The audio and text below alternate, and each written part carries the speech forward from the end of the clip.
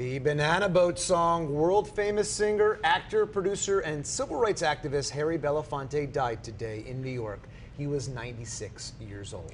Belafonte popularized calypso music in the 1950s and had the first LP to sell 1 million copies. He was inducted into the Rock and Roll Hall of Fame in 2022, and he won an EGOT. That means he collected the Emmy, Grammy, Oscar, and Tony. But Belafonte's work extended beyond the entertainment industry. He joined the civil rights movement and became a friend of Martin Luther King Jr., advocating to end segregation and serving as a UNICEF Goodwill Ambassador.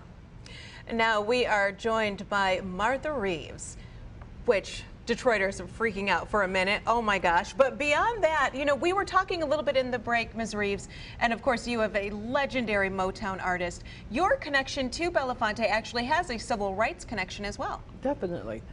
Martin Luther King is a Motown artist, and I can visualize right now Harry Belafonte walking in the front line with him, going across the bridge in Selma, being a real activist, but mostly one of our lead singers in our history. I think Marvin Gaye kind of patterned himself after Harry Belafonte. They had the same tone, and they kind of looked a little bit alike. I didn't know Harry Belafonte. He's a little bit before my time, but we can relate to him through Martin Luther King's album that Berry Gordy recorded. Yes, absolutely. Martin Luther King was a Motown artist. And I didn't realize that. That's very cool. It's remarkable what Belafonte did, not only as a musician, but also as an activist. What did you admire most about him? His voice.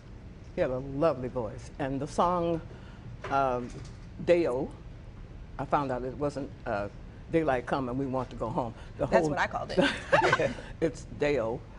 Was men who had worked all night, cutting bananas. They wanted to go home, but they had to make their money. And he kind of, with this song, let people know that that was a way that they lived in Jamaica. He was born in New York, but he was the Calypso king in Jamaica.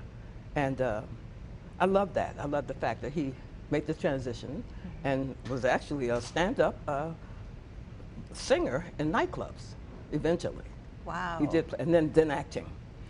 For so much of his career, as we talked about being as an activist, do you think that musicians today take the same level of care for the community that people did in the Harry Belafonte days? We don't have the urgency that was in the days of Harry Belafonte.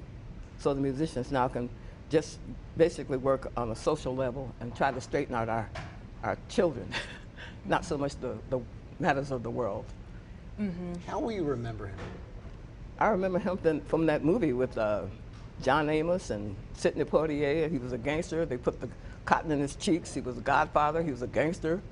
I remember mostly from that movie.